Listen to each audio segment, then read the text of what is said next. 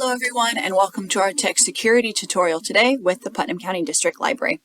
I'm Addie and today I'm going to be giving you some information regarding scammers who specifically target veterans. The information I'm sharing with you today comes from two sources, the Better Business Bureau and the Federal Trade Commission. I'll have my usual links at the end of the video for you to follow up and research further if you decide to do so. I highly encourage it. I have a lot of information to share with you today, so going back to the source websites to help you absorb it all would be a great idea. But let's get started. The Better Business Bureau, the BBB website, reveals that their BBB scam tracker has received many reports of scammers targeting and contacting veterans. These scammers pretend to be from the U.S. government, and they promise special grants and other programs specifically designed to benefit veterans. How does it work?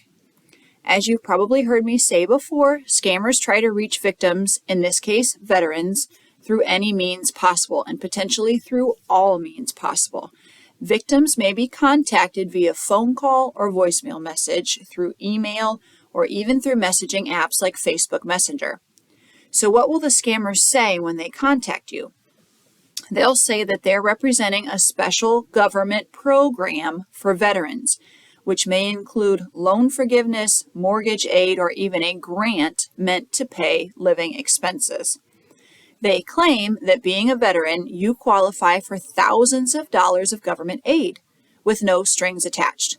All you have to do is pay a one-time processing fee, commonly through a prepaid debit card or digital wallet app, which then makes it harder to trace. If you fall for the scam and pay this processing fee, it's likely that scammers will find credible, quote-unquote, reasons for you to pay further fees as well in order for you to get an even larger grant, which actually doesn't exist. Anything you pay these scammers is most likely lost forever. In addition, scammers often will try to convince you to give them your personal information as well. This info includes your social security number, your birth date, etc., in order to commit identity theft. Some reports have mentioned that the scammer provided legitimate-looking websites in order to prove these government aid grants as valid. Unfortunately, it's all a lie, and they are not valid. One veteran reported to the BBB that they paid $900 as a processing fee for the Public Service Loan Forgiveness Program. Sounds pretty legitimate, right? That means we have to be on guard.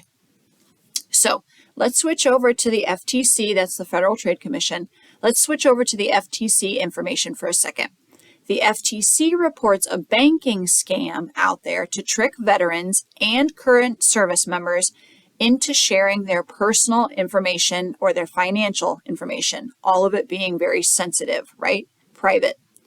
These scammers are contacting vets, service members, and their families. So make sure you're sharing this info with your families as well. They could also be victims. The scammers pretend to be representatives of USAA Bank, Navy Federal Credit Union, and other banks. They ask for your social security number, your bank account, or your credit or debit card number, your banking credentials, that would be your login or your password. They will use the following lies. Your debit card has been blocked and they need your info to unblock it. They've detected fraudulent activity and need your information to verify it. Any other urgent excuse requiring your private information. These may come in the form of a call or a voicemail or even a text or an email. Emails and texts may include a link and official-looking logo, urging you to click the link and follow the urgent steps. This is all fake. Clicking on the link can install malware on your device, giving them access to your device and private information. So here we have two different types of scams being reported, one from the BBB, one from the FTC, both being capable of sounding legitimate, right? So once again, we just have to be on guard. So how do you protect yourself? Both the FTC and the BBB offer some good advice for protecting yourself against these different scams. So we're going to start with the BBB and their information. So they list, number one, do research first. Before agreeing to anything, look up the program the person is claiming to represent. Read reviews, which you'll find by doing a simple Google search of the program name. Be sure to look to official government websites. So you need to look for a .gov, the HTTPS, which stands for secure, and that little closed lock symbol that I've mentioned before to make sure they are legitimate websites.